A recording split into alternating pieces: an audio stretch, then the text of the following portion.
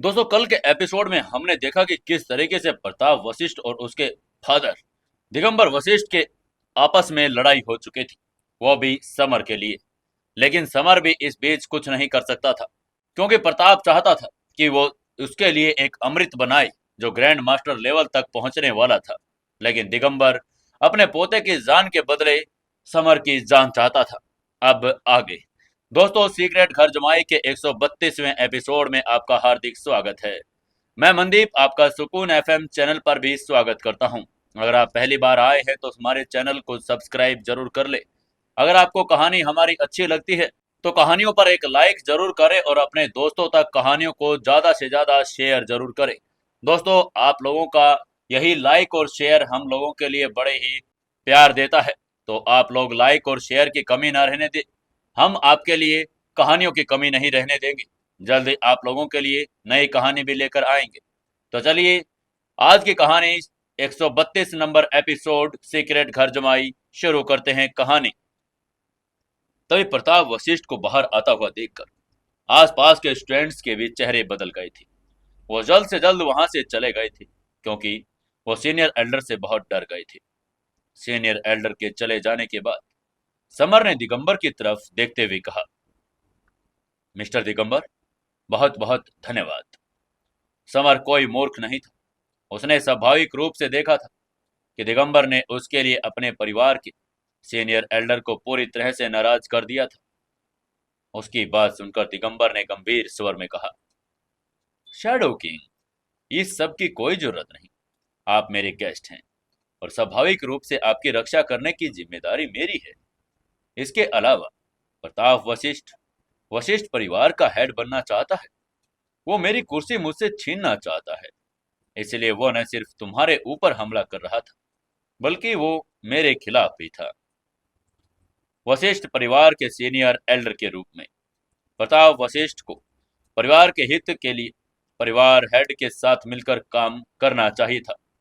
लेकिन इसके विपरीत प्रताप ने अपनी जिम्मेदारियों से नाता तोड़ दिया था। वो सीनियर एल्डर होने से संतुष्ट नहीं था। दिगंबर वशिष्ठ की जगह परिवार का हेड बनना चाहता था। एंशियंट मार्शल आर्ट मेला मुंबई में एक इम्पोर्टेंट अवसर था और सिर्फ एंशियंट मार्शल आर्ट फाइटरों को ही इसमें एंट्री दी जाती थी। आम लोगों के लिए मेले में एंट्री बिल्कुल नहीं थी। मेले में ज्यादातर पार्टिसिपेंट्स बड़े परिवार से आते थे।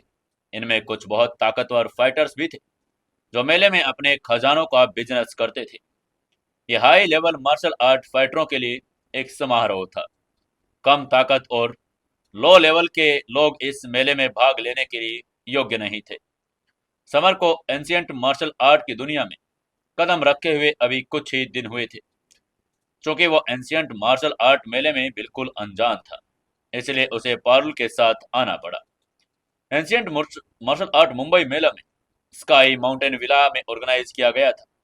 यह पाली हिल्स में बना एक आलीशान विला था और विला के हॉल में दर्जनों कुर्सियां लगी हुई थी। जो लोग विला में बैठे थे वो सभी पावरफुल बैकग्राउंड से आए थे। उनमें से हर एक फाइटर के पास जब चाहे एंशियंट मार्शल आर्ट वर्ल्ड को हिला देने की पावर थी। जब दिगंबर, पारुल और समर स्काई माउंटेन विला में पहुंचे तो सभी पार्टिसिपेंट्स ने उनकी तरफ देखा। उनकी आंखों में सवाल और संदेह दोनों के दोनों एक साथ आ गए थे।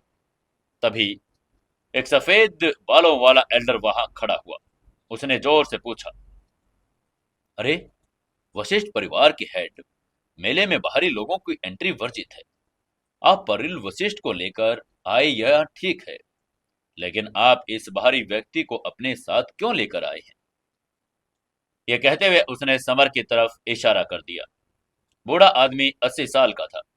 सफेद बालों के बावजूद हेल्दी और सीधी पीठ, चमकती आंखों के साथ काफी हष्ट पुष्ट लग रहा था।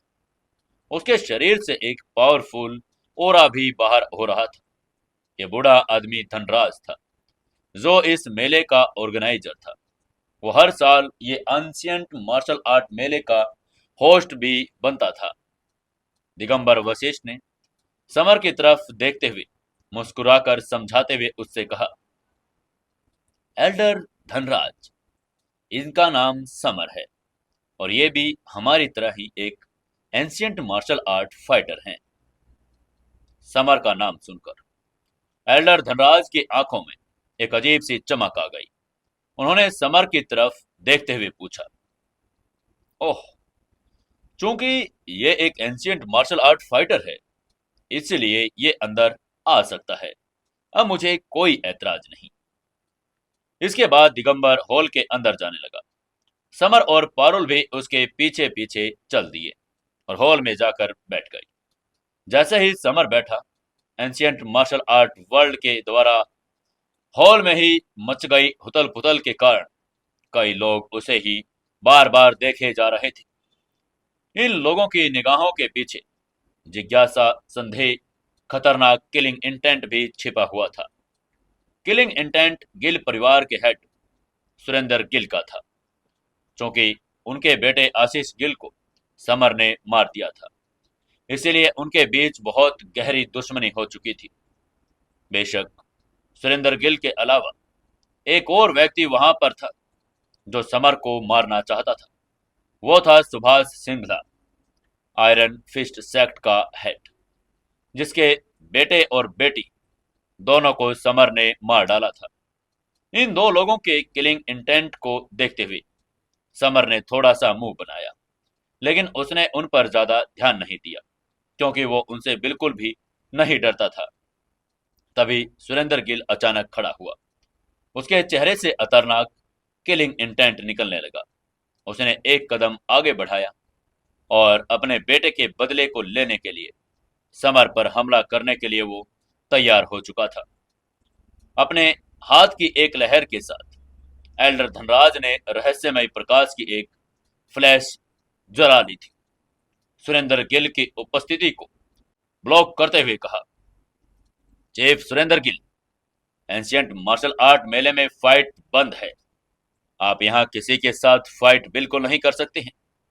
क्या आप रूल तोड़ने के पीछे जा रहे हैं? क्या आपको नहीं पता कि यहाँ के रूल अलग हैं? तभी दिगंबर वशिष्ठ भी वहां पर खड़ा हो गया और बड़े ही विनम्र स्वभाव से बोला, सुरेंद्र गिल, समर मेरे साथ आया है और यहाँ फाइट निश्चित भी है, इसलिए आप समर को कुछ नहीं कह सकते। और मुझे पता है कि आप मुझे ऑफेंड करने की हिम्मत तो बिल्कुल भी नहीं करेंगे। उसकी बात सुनकर सुरेंद्र गिल ने ठंडी आवाज में व्यंग्यात्मक लहजे में कहा, ठीक है, ठीक है समर, तुम अब कुछ दिन और जी सकते हो। जैसे ही तुम इस हॉल से बाहर निकलोगे, मैं तुम्हें अपने हाथों से मार डालूंगा। वो समर के प्रति क्रोध से जल रहा था।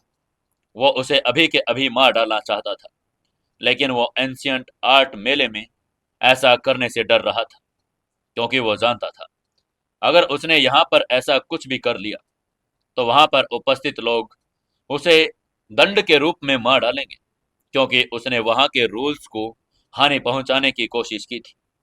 वहीं अपनी कुर्सी पर बैठे हुए समर ने पूरे प्रकरण के दौरान सुरेंद्र गिल पर एक नजर भी नहीं डाली।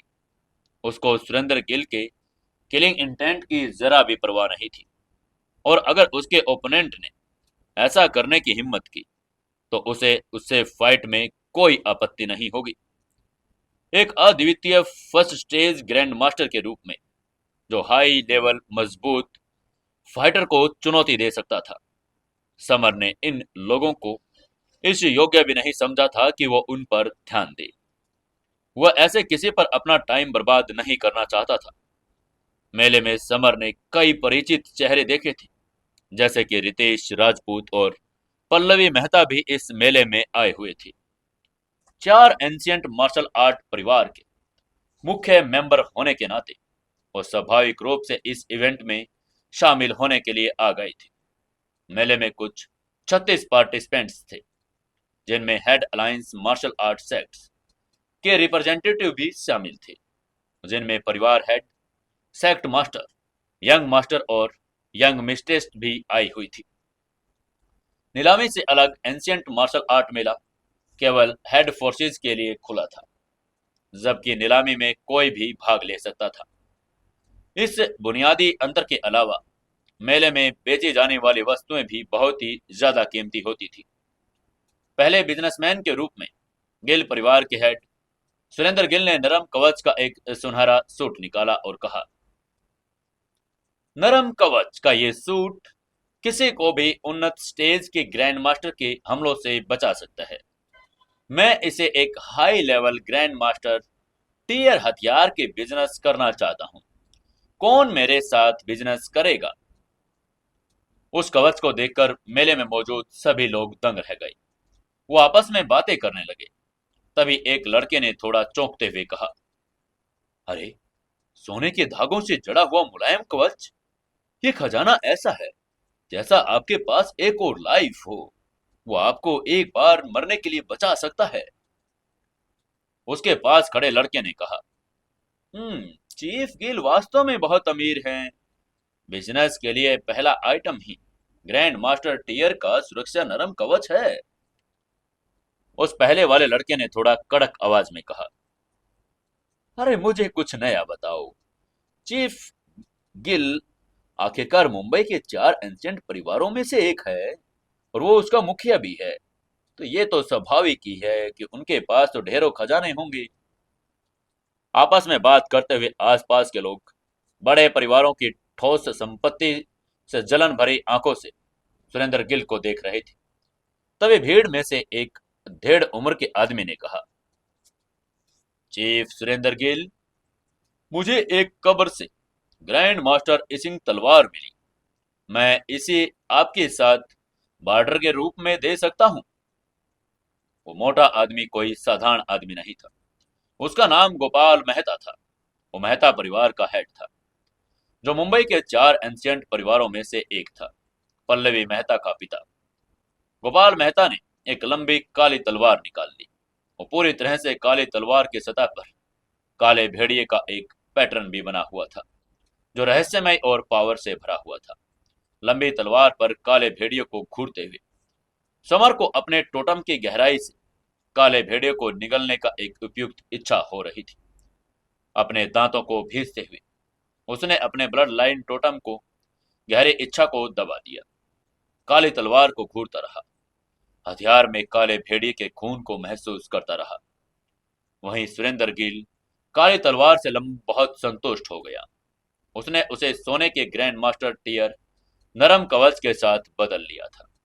इसके बाद राजपूत परिवार के हेड रंजीत राजपूत ने कहा, मेरे पास उन्नत स्टेज के ग्रैंड मास्टर टीयर तलवार तकनीकों का एक सेट है। मैं इसे उन्नत स्टेज की ग्रैंड मास्टर टीयर अमृत में बदलने में बार्टर करना चाहता हूं। मेरे साथ बिजनेस कौन करेगा? बेशक पार्टिसिपेंट्स में से किसी के पास उन्नत स्टेज ग्रैंड मास्टर टीयर अमृत नहीं था, जिसे रणजीत कपूर चाहता था, क्योंकि ये वो अमृत सिर्फ एक अल्केमिस्ट के पास ही हो सकता था। और एक अल्केमिस्ट जो इस टीयर का अमृत बना सकता था, वो कोई और नहीं बल्कि अमृत किंग था। केवल अमृत किंग ही उन्नत स्टेज के ग्रैंड मास्टर टीयर के अमृत बनाने में सक्षम था। कोई भी ऐसा नहीं कर सकता था। यह देखकर कि कोई भी ग्रैंड मास्टर अमृत का हाई लेवल अमृत नहीं बना सकता, रंजीत कपूर ने आह भरी। ग्रैंड मास्टर अमृत के हाई लेवल अमृतों की संख्या अत्यंत दुर्लभ थी और यहाँ केवल अपनी किस्मत आजमाने आया था। हालांकि उसे पहले से कुछ भी उम्मीद तो बिल्कुल भी नहीं थी, फिर भी वो निराश था। नीलामी जारी थी। हर कोई दूसरों के साथ बिजनेस करने के लिए कीमती कीमती खजाने निकाल रहा था। कुछ इसमें सफल भी हुए और अपने डील कर बैठे, लेकिन कुछ ऐसे भी थे जिनको अच्छी डील नहीं मिली। समर एक कुर्सी पर बैठा था। अमृत बनाने वाली भट्टी के आने का वो इंतजार कर रहा था। बाजार बंद होने में बस कुछ ही आखिरी मिनट बचे हुए थे। तभी एल्डर धनराज खड़े हुए और बोले, मेरे पास एक एंशिएंट एल्केमी भट्टी है और मैं इसे लाइफ एनर्जी गोली के बदले में बेचना चाहता हूं। एल्डर धनराज की बात सुनकर भीड़ में मौजूद सभी लोगों की आंखें घूम गई। एक लाइफ एनर्जी गोली इंसान की उम्र बढ़ा सकती थी और हर कोई इसे चाहता था, लेकिन प्रॉब्लम तो ये थी कि किसी के पास भी वो गोली थी नहीं। एंशिएंट मार्शल आर्ट मार्केट शांत हो गई। कोई भी बात नहीं कर रहा था।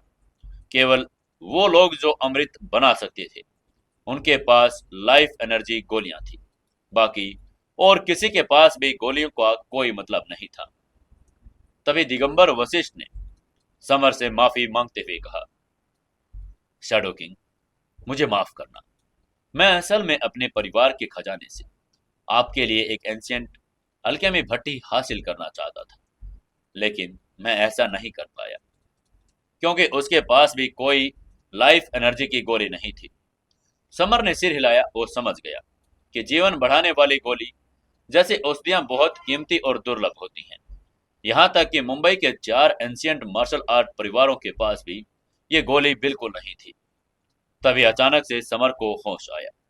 उसे अपनी किताब वो याद आ गई जिसके अंदर लाइफ एनर्जी गोली बनाने के तरीके लिखे हुए थे।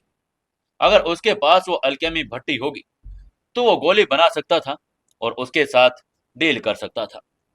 इसीलिए समर ने तुरंत खड़े होकर कहा, एल्डर धनराज, मेरे पास अभी लाइफ एनर्जी गोली नहीं है, लेकिन अगर आप मुझे अपनी अल्केमी भट्टी दे दें तो मैं आपके लिए वो बना सकता हूं। तभी उसकी बात सुनकर सुरेंद्र गिल एकदम खड़े होकर व्यंग भरी आवाज में बोला, तुम तुम अपने आप को समझते क्या हो? लाइफ एनर्जी गोली सिर्फ एल्केमिस्ट द्वारा बनाई जाती है और तुम सिर्फ एक एंशियंट मार्शल आर्ट फाइटर हो। तुम इतनी अपनी हवा में क्यों उड़ रहे हो? अगर तुम्हें जो चीज नहीं आती तो उसके लिए हार मान लो। सुरेंद्र गिल को समर बिल्कुल भी नहीं पसंद था और वो उसे हर तरीके से अपमानित करना चाहता था, लेकिन उसकी बात को सुनकर समर ने बिल्कुल भी गुस्सा नहीं किया। वो बस हल्के से मुस्कुराया और उसने सुरेंद्र गिल को इग्नोर कर दिया। उसने एल्डर धनराज की तरफ देखा क्योंकि अल्केमी भट्टी सुरेंद्र गिल के हाथ में नहीं बल्कि एल्डर धनराज के हाथ में थी। समर को सुरेंद्र गिल से बात करने में भी कोई इंटरेस्ट नहीं था। सुरेंद्र गिल का चेहरा उदास हो गया। वो इस बात से नाराज था कि समर उसे बार बार इग्नोर कर रहा था। आखिरकार वो मुंबई के गिल परिवार का लीडर था। वो न सिर्फ पावरफुल था बल्कि उसका रुतबा भी बहुत ऊंचा था। समर द्वारा इग्नोर किए जाने पर उसका गुस्सा होना तो बिल्कुल स्वाभाविक ही तो था। फिर भी एंशियंट मार्शल आर्ट मार्केट में आने वाले लोग साधारण तो बिल्कुल भी नहीं थे। कुछ लोग तो ग्रैंड मास्टर लेवल के फाइटर भी थे। इसलिए सुरेंद्र गिल समर के साथ अभी बिल्कुल भी फाइट नहीं कर सकता था क्योंकि उसे पता था कि वो यहाँ के रूल तो बिल्कुल भी नहीं तोड़ सकता। तभी एल्डर धनराज ने अपनी बोहों को चढ़ाते हुए कहा, समर, मुझे अभी के अभी लाइफ एनर्जी गोली चाहिए, लेकिन तुम कह रहे हो कि तुम इसे बाद में बनाओगे। कौन जाने तुम इसे कब तक बना पाओगे, और हमें तो ये भी नहीं पता कि तुम्हें इस बारे में नॉलेज है भी या नहीं। कहीं तुम हमें झूठ तो नहीं बोल रहे? उसे नहीं लगता था कि समर इसे बना पाएगा। एल्डर धनराज किसी को बचाने के लिए लाइफ एनर्जी गोले का इस्तेमाल करना चाहता था, वरना वो अपनी एंशियंट अल्केमी भट्टे का इस्तेमाल किसी को भी करने के लिए नहीं कहता। इसलिए वो बहुत चिंतित था। वो एंशियंट अमृत भट्टे का इतिहास हजारों साल पुराना था। मिथोलॉजिकल एंशियंट पौधों से वो बनाया गया था जो बहुत कीमती थे। अगर लाइफ एनर्जी गोली का बिल्कुल भी सवाल न होता तो वो इसे बाहर ही नहीं निकालता। समर ने देखा कि एल्डर धनराज उसे अपनी एल्केमी भट्टी नहीं देना चाहते, तो वह निराश हो गया। हालांकि वो गोली तो बनाकर दे ही सकता था, फिर भी वो एल्केमी भट्टी के बिना गोली नहीं बना सकता था। तभी सभी को अचानक एक सुखदायक आवाज सुनाई दी, दादाजी, समर को एल्केमी भट्टी दे दो। मुझे विश्वास है कि वो लाइफ एनर्जी गोली बना सकता है। एक आवाज एक 20 साल की खूबसूरत लड़की की थी। वो बहुत खूबसूरत थी। उसका चेहरा बड़ा नाजुक था, भौहें सुडैल थी और उसकी त्वचा बर्फ के जैसी सफेद थी। उसके होठ बिल्कुल चेरी के जैसे थे, गुलाबी गुलाबी। समर हैरान रह गया। वो साफ तौर पर जानता था कि वो कौन थी। उसका नाम शिवांगी था। वो फायर एम्परर सेक्ट की यंग मिस्ट्रेस थी। फायर एम्परर सेक्ट इंडिया का सबसे रहस्यमयी और सबसे मजबूत सेक्ट था। एल्डर धनराज तभी खड़े हुए उसने शिवांगी को प्रणाम करते हुए कहा, यंग मिस्ट्रेस, आप यहाँ क्या कर रही हैं? एल्डर धनराज की बात सुनकर समर को आखिरकार समझ आ गया कि एंसेंट मार्शल आर्ट मेले का होस्ट फायर एम्परर सेक्ट था और ये विला भी फायर एम्परर सेक्ट का ही था।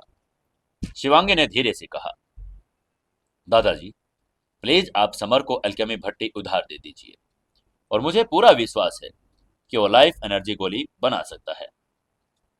शिवांगी की गारंटी के साथ एल्डर धनराज ने समर को अपनी अल्केमी भट्टी देने का फैसला कर लिया। लेकिन अल्केमी भट्टी दूसरे कमरे में थी क्योंकि वर्तमान कमरा इसे रखने के लिए बहुत छोटा था। जैसे ही अंतिम डील भी हो गई, मार्केट ऑफिशियली बंद हो गई।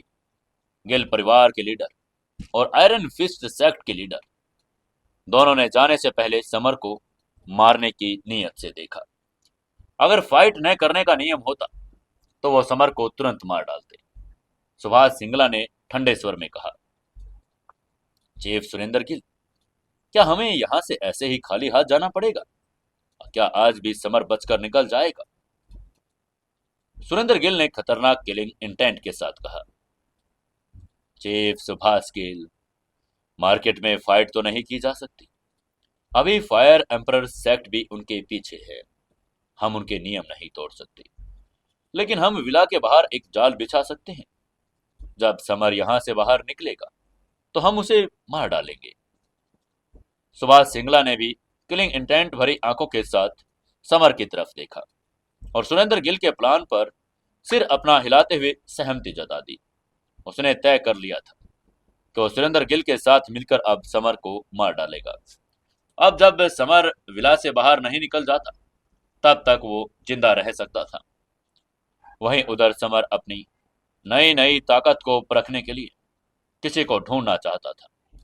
सुरेंद्र गिल के विचारों के बारे में समर को पहले ही पता चल गया था, लेकिन उसे इसकी परवाह नहीं थी।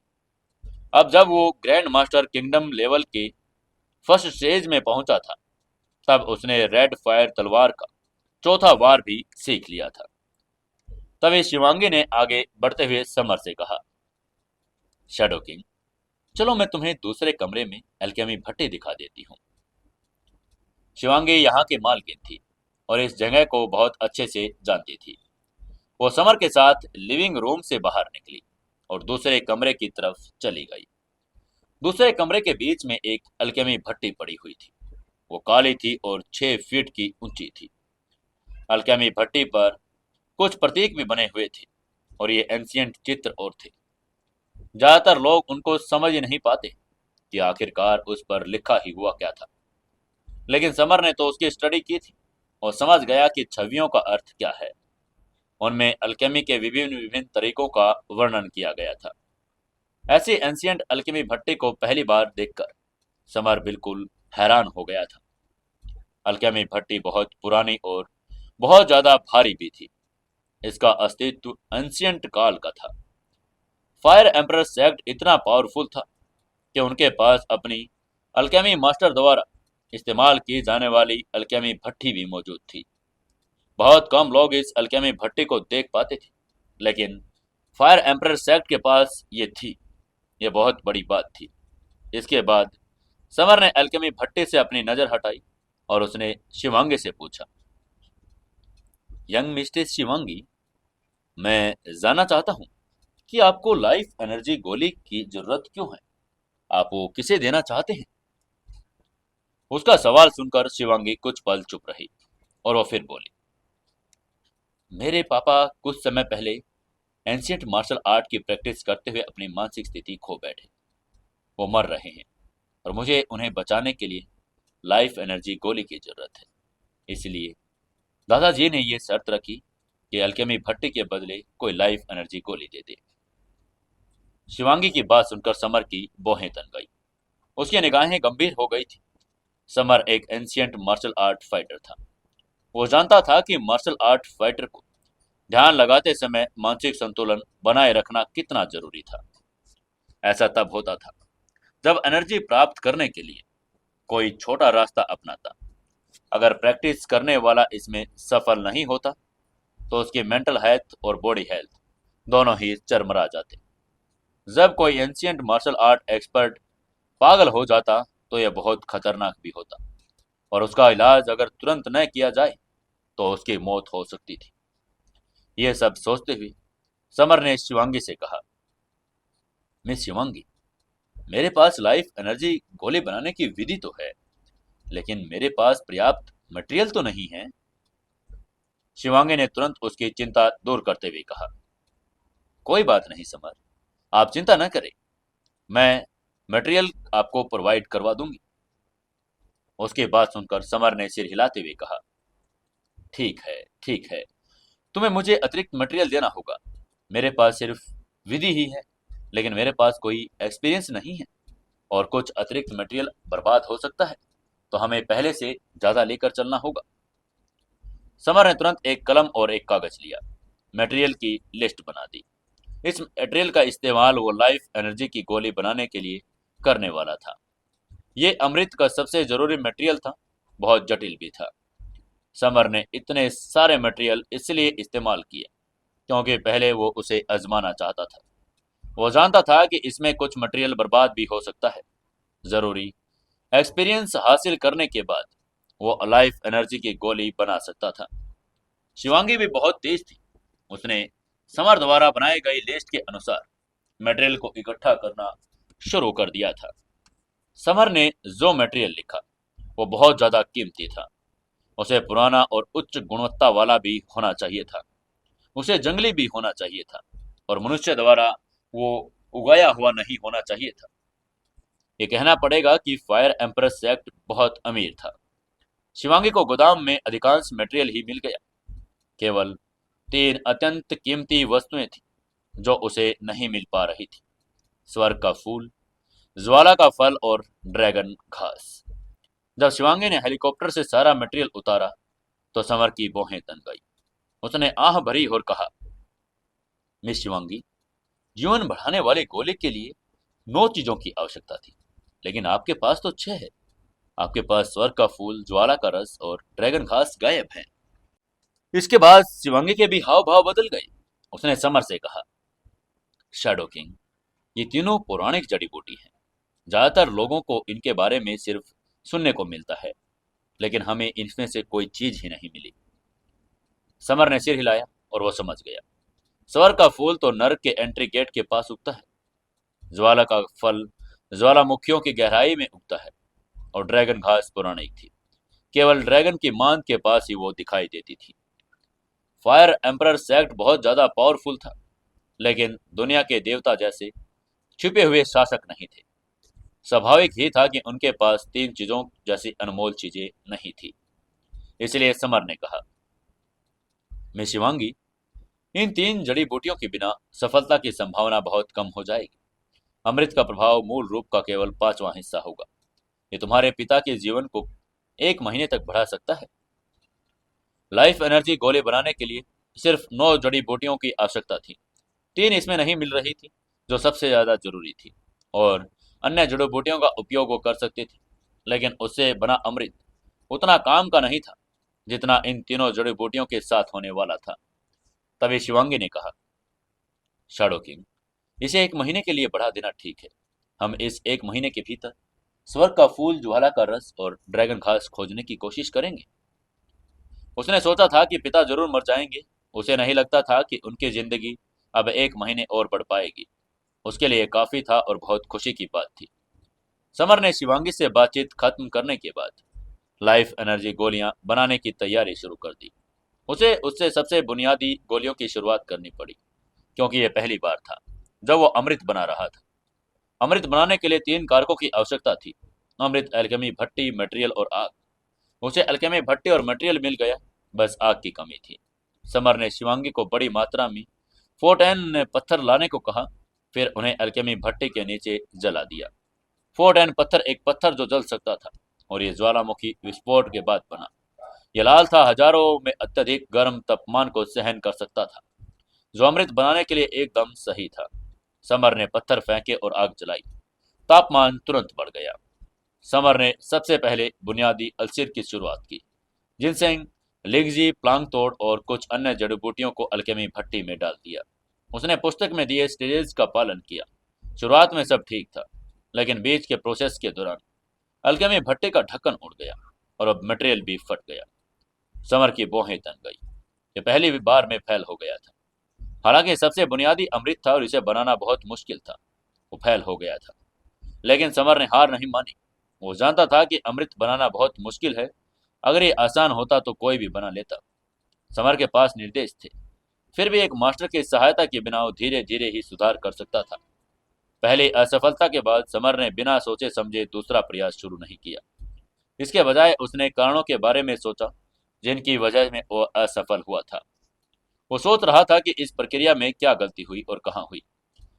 असफल होना कोई प्रलोभन नहीं था। यहाँ तक कि पता लगा सकता था कि वो कहाँ गलत था और अगली बार सुधार लेगा। वहीं उधर गिल परिवार के लीडर सुरेंद्र गिल, मेहता परिवार के लीडर गोपाल मेहता, राजपूत परिवार के लीडर रंजीत राजपूत और सुभाष सभी समर के विला के बाहर आने का इंतजार कर रहे थे।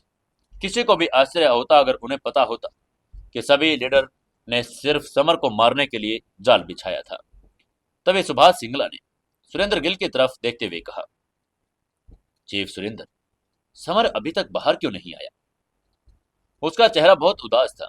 उसने समर को मारने के लिए बहुत लंबे समय का इंतजार किया, लेकिन समर तो विला के अंदर चला रहा और वो अभी तक बाहर नहीं आया। सुरेंद्र गिल ने विला की तरफ देखते हुए कहा, मुझे जानकारी मिली है कि समर अभी स्काई माउंटेन विला में अमृत बना रहा है और संभवतः फायर एम्पर सेक्ट के लीडर के लिए एनर्जी गोली बना रहा होगा। उसकी बात सुनकर सभी के चेहरे के भाव बदल गए। तभी रंजीत राजपूत ने कहा, लीडर सुरेंद्र, मुझे लगता है कि हमें फोर्सफुली अंदर घुसना चाहिए, समर को मार देना चाहिए और अल्केमी पुस्तक को हासिल कर लेना चाहिए। उसकी बात सुनकर सुरेंद्र गिल की भौहें तन गई। उसने कहा, यह विला फायर एम्पर सेक्ट का है। अगर हम जबरदस्ती अंदर घुसकर किसी को मारने की कोशिश करेंगे तो फायर एम्पर सेक्ट का लीडर खुश नहीं होगा। तभी आयरन फिस्ट सेक्ट के लीडर सुभाष सिंगला ने कहा, chief Surender Gill, fire emperor sect का लीडर इस समय निश्चित रूप से कमजोर है, क्योंकि वो लाइफ एनर्जी वाली गोली हासिल करने की कोशिश कर रहा है। वो अपनी जान भी सुरक्षित नहीं रख सकता, तो समर की जान की चिंता क्यों करेगा? उसे मारने का यही मौका है। सुरेंद्र गिल के अलावा सुभाष सिंगला को समर से सबसे ज्यादा नफरत थी। सुभाष सिंगला के दो बच्चे मरे थे, एक बेटा और एक बेटी। सुभाष सिंगला समर से इतनी नफरत करता था कि उसका खून पीना और मांस खाना चाहता था। वो चाहता था कि समर उससे अपनी जान की भीख मांगे। सुरेंद्र गिल थोड़ी देर के लिए शांत हो गया, फिर बोला, fire emperor sect ancient martial art world का सबसे पावरफुल सेक्ट है। हमें एक बार और इंतजार करना चाहिए। अगर समर सुबह तक नहीं आया तो हम अंदर जाकर उसे मार डालेंगे। हालांकि सुभाष सिंगला खुश नहीं था, लेकिन वो जानता था कि सुरेंद्र सिंगला सही कह रहा है। आखिरकार वो फायर विला एम्परर सेक्ट का हिस्सा था और वो अगर आगे बढ़े, अगर उन्होंने अनाउंस कर दिया फाइट, तो वो मर ही जाएंगे। वहीं विला के अंदर समर गोली बनाने की कोशिश कर रहा था। उसे विला के बाहर क्या हो रहा है इसके बारे में कुछ भी नहीं पता था। अमृत बनाने के प्रोसेस में जब समर पहली बार असफल हुआ तो उसे पता चला कि क्या गलती हुई थी। उसने गोलियां बनाने की कोशिश जारी रखी, लेकिन वो फिर भी लगातार असफल रहा। वो एक झटके में 9 बार असफल हुआ। कहना ही पड़ेगा, गोलियां बनाना बहुत मुश्किल था। किताब और एल्केमी भट्टी की मदद से समर कई बार असफल हुआ। लगातार 9 बार असफल होने के बावजूद भी समर धीरे धीरे गोलियां बनाने के प्रोसेस को समझने लगा। पहली बार वो तापमान की वजह से असफल हुआ, दूसरी बार जड़ी बूटियों के अनुपात की वजह से, तीसरी बार मानसिक स्थिति की वजह से। अब उसे समझ में आ गया था कि वो लगातार 9 बार असफल क्यों हुआ, तो उसने प्रोसेस को फिर से शुरू कर दिया। सौभाग्य से शिवांगी बड़ी मात्रा में जड़ी बूटियां लाने में सक्षम हुई थी और उसने समर को एक्सपेरिमेंट जारी रखने की अनुमति दे दी थी। अल्केमिस्ट का काम बहुत महंगा था। सिर्फ प्रैक्टिस करने में ही सैकड़ों जड़ी बूटियां बर्बाद हो जाती। ज्यादातर लोगों के पास अल्केमिस्ट बनने के लिए पर्याप्त धन भी नहीं था। समर का एंशिएंट मार्शल आर्ट मेले में आना सही था, वरना उसके पास अमृत गोलियां बनाने की प्रैक्टिस के लिए संसाधन ही नहीं होते। उसके पास न तो भट्टी होती, न ही जड़ी बूटी। अमृत गोली बनाने के लिए आवश्यक जड़ी बूटियां विशेष थी और उसे सामान्य मीडियम से नहीं खरीदा जा सकता था। समर ने अपने हाथों में जड़ी बूटी को देखते हुए कहा, मैं इस बार तो सफल होकर रहूंगा। लगातार 9 बार गिरने के बाद समर ने अपनी मैथोलॉजी में निपुणता हासिल कर ली थी। समर ने सभी आवश्यक जड़ी बूटियां डाली, फोर्टेन पत्थर को जलाया, अपनी पुस्तक में दिए गए निर्देशों का पालन फिर से करना शुरू कर दिया। 10वीं बार जब समर ने कोशिश की तो अल्केमी भट्टी और उसकी जड़ी बूटियां नहीं फटी। अल्केमी भट्टी से एक सुगंध खुशबू आ रही थी और जिससे समर को बड़ा सुकून मिला। वो इस बार सफल हो रहा था। आखिरकार 10वीं कोशिश ने उसे सफलता मिल गई। समर अल्केमी भट्टी में बनाई गई गोली को देखकर बड़ा खुश हो रहा था। अनगिनत प्रयासों के बाद समर ने अंततः इम्पोर्टेंट सार गोली बना ली। ये गोली खाने से लाइफ एनर्जी बढ़ जाती। एक अल्केमिस्ट के लिए एक बार ये गोली बनाने में सक्षम हो जाने के बाद अन्य गोलियां बनाना बिल्कुल आसान हो जाता था। समर ने मुस्कुराते हुए मन ही मन में कहा, मुझे गोली का असर चेक कर लेना चाहिए। और यह कहते हुए उसने गोली को अपने मुंह में रख लिया। गोली के घुलने के बाद उसने एक इम्पोर्टेंट सार का निर्माण किया और उसके शरीर की सभी फीचर्स में सुधार हुआ। अंततः उसने एक पावरफुल बल का निर्माण किया। उसके डेंटियन में जम गया। बस थोड़ा सा और। समर थोड़ा निराश था। उसे बस थोड़ा सा और जरूरी तत्व चाहिए था। समर मूल रूप से ग्रैंड मास्टर किंगडम लेवल के फर्स्ट स्टेज पर था। गोली खाने के बाद उसको ग्रैंड मास्टर किंगडम के मिड स्टेज तक पहुंचने के लिए बस थोड़ी और जरूरत थी।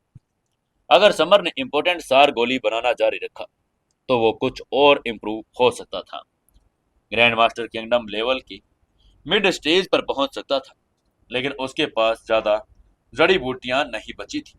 समर जानता था कि अब यह लाइफ एनर्जी गोली नहीं बना सकता, क्योंकि उसे लाइफ एनर्जी गोली बनाने के लिए जड़ी बूटियों का इस्तेमाल करना था। आखिरकार मटेरियल और अल्केमी भट्टी तो फायर एम्परर सेक्ट ने ही मुहैया करवाई थी। उसे बस अपनी कदरदानी दिखानी ही थी। समर ने लाइफ एनर्जी गोली बनाना शुरू कर दिया। हालांकि समर लाइफ एनर्जी गोली बना सकता था, लेकिन वो एक ही कोशिश में लाइफ एनर्जी गोली नहीं बना सकता था। समर ने हार नहीं मानी, आगे बढ़ता रहा, लेकिन असफल होता रहा। इस बार समर ने और भी ज्यादा असफल हुआ और रात में गोली बनाने की 30 बार कोशिश करने के बाद वो असफल रहा। अगर कोई और तरीका होता तो वो पहले ही हार मान चुका होता, रुक गया होता, लेकिन समर ने नहीं किया। समर जानता था कि गोली जितनी उन्नत होगी उसे बनाना उतना ही मुश्किल होगा। जाहिर है, लाइफ एनर्जी वाली गोली बनाना तो सबसे मुश्किल था। समर ने बाकी बचा मटेरियल देखा और गंभीरता से मन ही मन में कहा, मुझे इस बार सफल होना पड़ेगा, क्योंकि मटेरियल केवल एक और प्रोसेस के लिए उपलब्ध है। समर ने ज्यादातर जड़ी बूटियां बर्बाद कर दी।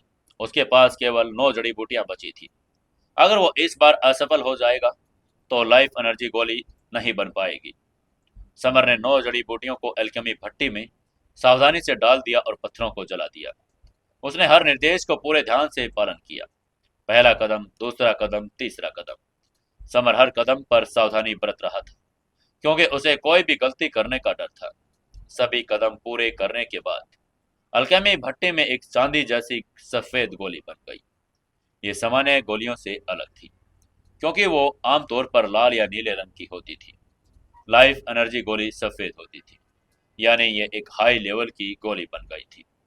समर बहुत खुश था, क्योंकि उसने गोली से निकलती लाइफ एनर्जी को महसूस कर लिया था। ये लाइफ एनर्जी से बिल्कुल भरपूर थी। समर को पता था कि उसने सफलतापूर्वक लाइफ एनर्जी गोली बना ली। वो खुश हो ही रहा था, तभी समर को बाहर से किसी के चिल्लाने की आवाज सुनाई दी। समर, समर, तुम बाहर निकलो, मरने के लिए तैयार हो जाओ।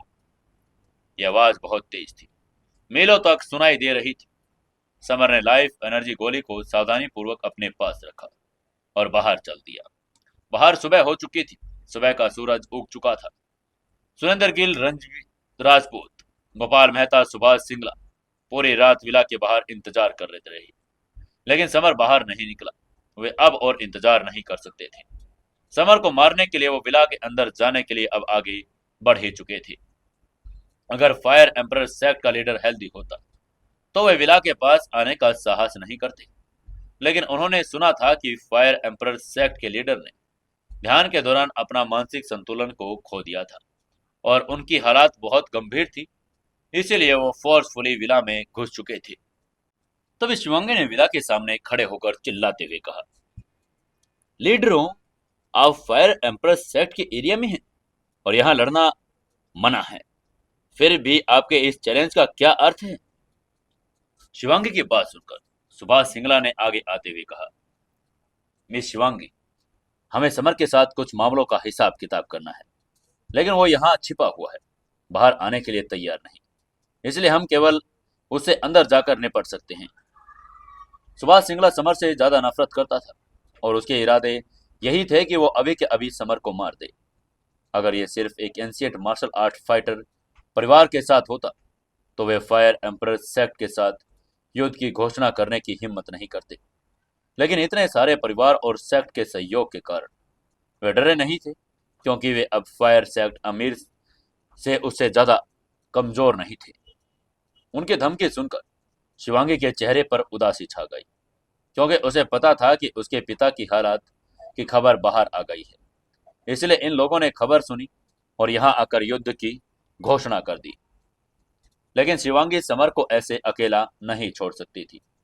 उसे जीवन वर्धक गोले बनाने के लिए समर की जरूरत थी। अगर समर मारा गया तो उसके पिता भी मारे जाएंगे। इसलिए शिवांगी ने ठंडी मुस्कान के साथ धमकी देते हुए कहा, समर हमारे फायर एम्परर सेक्ट का गेस्ट है। अगर आप नहीं गई तो आप हमारे दुश्मन बन जाएंगे। अगर आपको चोट लगी तो हमें दोष मत देना।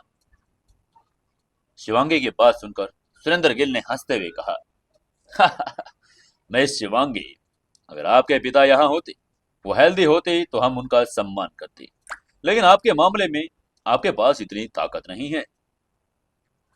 उसके बगल में खड़े लोग भी उसके साथ हंसने लगे। वे सभी अलग अलग ताकत परिवार और सेक्ट के लीडर थे। ग्रैंड मास्टर रैंकिंग लिस्ट में उनके नाम भी शामिल थे। हालांकि शिवांगी फायर एम्परर सेक्ट की यंग मिस्ट्रेस थी। वो केवल एक हाई हेवन किंगडम की फाइटर थी और ग्रैंड मास्टर किंगडम लेवल के आसपास भी बिल्कुल नहीं थी। इसलिए ये लोग उसका सम्मान नहीं करते थे। शिवांगी का चेहरा ये सुनकर ठंडा पड़ गया। वो बहुत नाराज हो गई, लेकिन वो जानती थी कि उसके पास अलग अलग सेक्ट और परिवार के लीडरों के लड़ने की ताकत नहीं। इसलिए शिवांगी ने अपने बगल में एक एल्डर से कहा, दादाजी, प्लीज उन्हें रोकिए, हम उन्हें समर को मारने बिल्कुल नहीं दे सकते। वो एल्डर वही धनराज था। हालांकि वो बूढ़ा था, फिर भी बहुत पावरफुल था। उसका रुतबा बहुत ऊंचा था और वो टॉप लेवल का ग्रैंड मास्टर था। शिवांगी की बात सुनते ही एल्डर धनराज बाहर आए और जोर से बोले, यह विला फायर एम्पर सेक्ट का है। मैं तुम जानवरों को आगे कदम रखने की अनुमति नहीं दूंगा। सुरेंद्र गिल ने तभी मुस्कुराते हुए कहा, मैंने आपके नाम और आपकी ताकत के बारे में सुना है और मैं देखना चाहता हूं, मैंने जो सुना है क्या वो सच है? उसकी बात सुनते ही एल्डर धनराज ने अपनी हथेली आगे बढ़ाकर हवा में एक विस्फोट किया। इससे पूरी वहां पर एक बवंडर बन गया। उसमें से चीखने जैसी आवाज निकली। एल्डर धनराज की हथेली की ताकत महसूस करते हुए सुरेंद्र गिल ने इसे गंभीरता से लिया। उसने पंच मारा, जो जाकर एल्डर धनराज की हथेली से टकरा गया। पंच और हथेली के टकराने से दो काले भंवर बन गई। उनमें से प्रबल एनर्जी धारा निकली और चट्टानों और रेत की धूल धकेल रही थी। एल्डर धनराज और सुरेंद्र गिल दोनों एक एक कदम पीछे हट गई। दोनों ही ग्रैंड मास्टर किंगडम के टॉप स्टेज के फाइटर थे। ताकत में एक दूसरे के बिल्कुल बराबर थे। विशेष रूप से एल्डर धनराज अधिक पावरफुल था, लेकिन वो 80 साल का हो चुका था। उसका कमजोर शरीर था। सुरेंद्र गिल 40 वर्ष का था, इसलिए वो थोड़ा बेस्ट था। एल्डर धनराज सुरेंद्र गिल का समान रूप से सामना करने में सक्षम था। भले वो फिजिकली कमजोर था, लेकिन फिर भी एल्डर धनराज ज्यादा पावरफुल था। सुरेंद्र गिल ने एल्डर धनराज को रोका और अपने पास खड़े लोगों से कहा, तुम लोग अंदर जाओ और समर को मार डालो, तब तक मैं इसको रोक कर रखता हूं।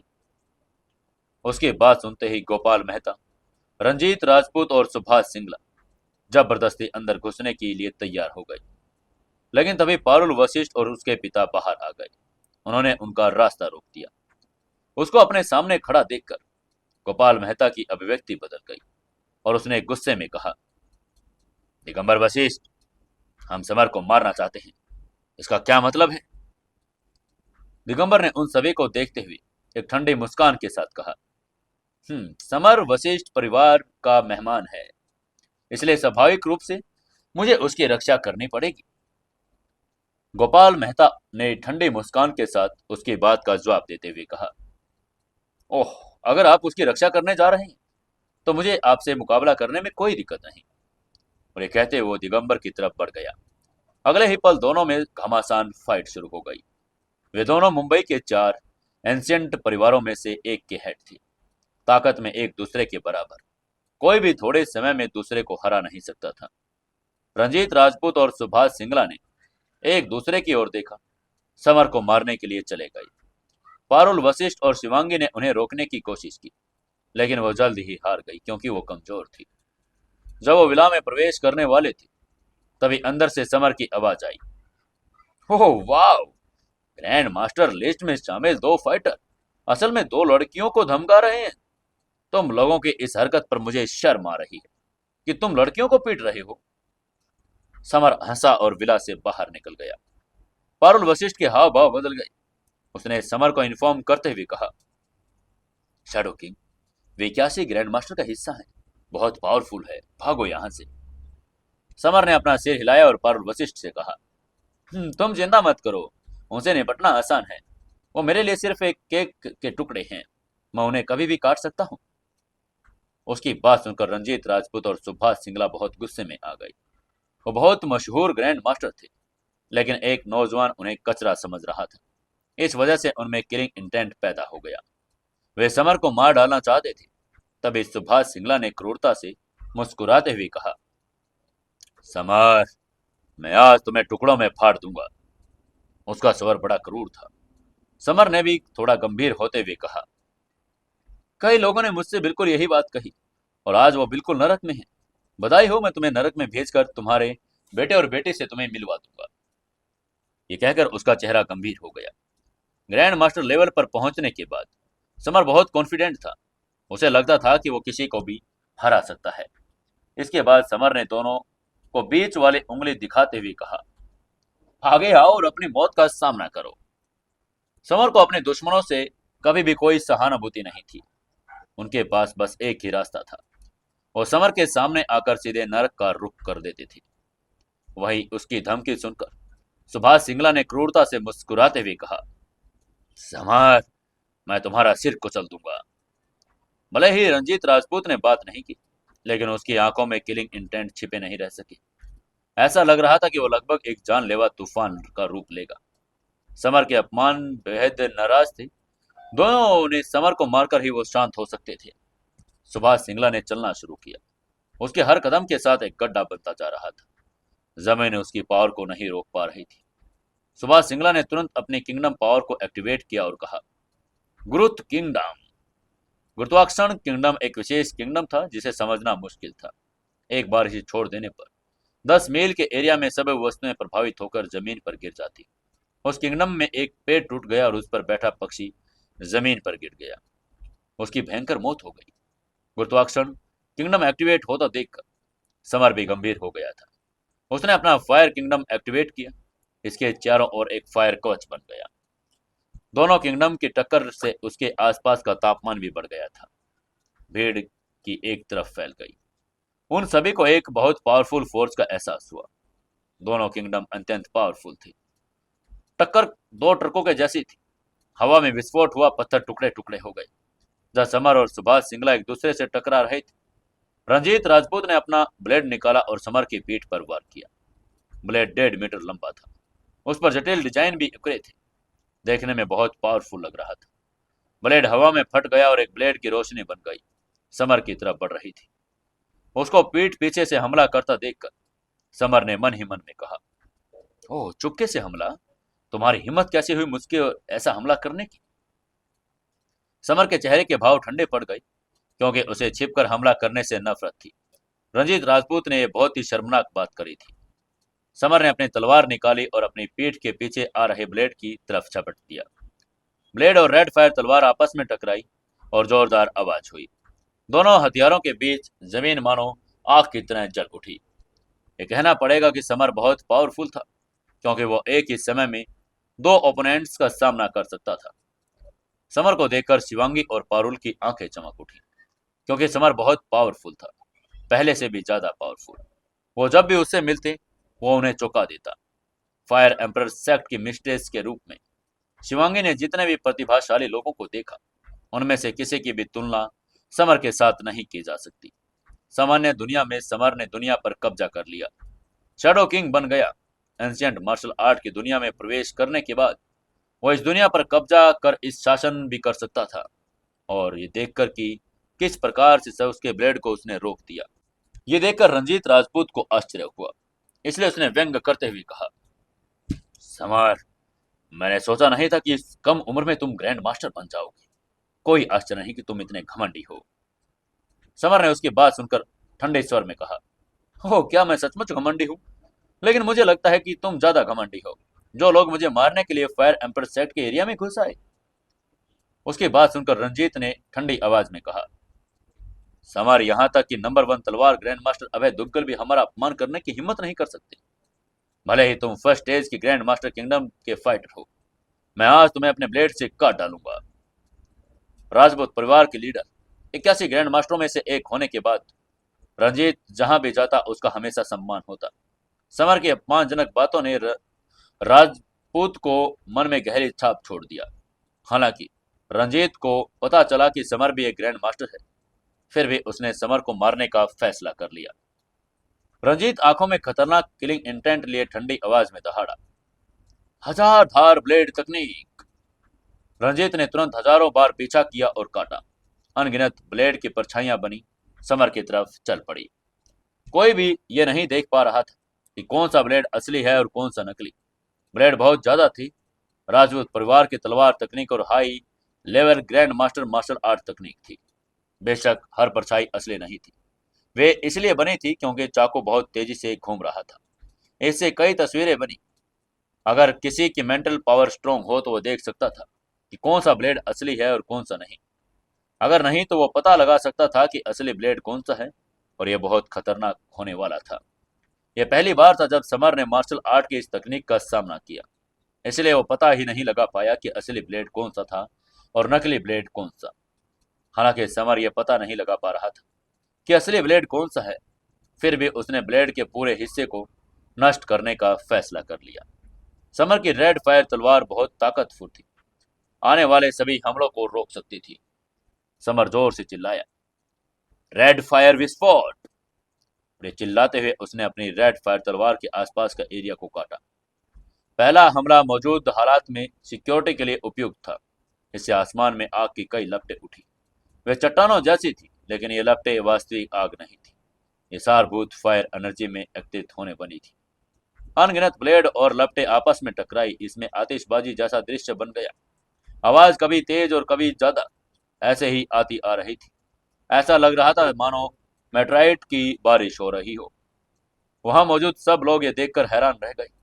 शिवांगी ने धीरे से कहा, क्या समर इतना पावरफुल है कि दो ग्रैंड मास्टर से लड़ने के बाद भी उसे कोई नुकसान नहीं हो रहा?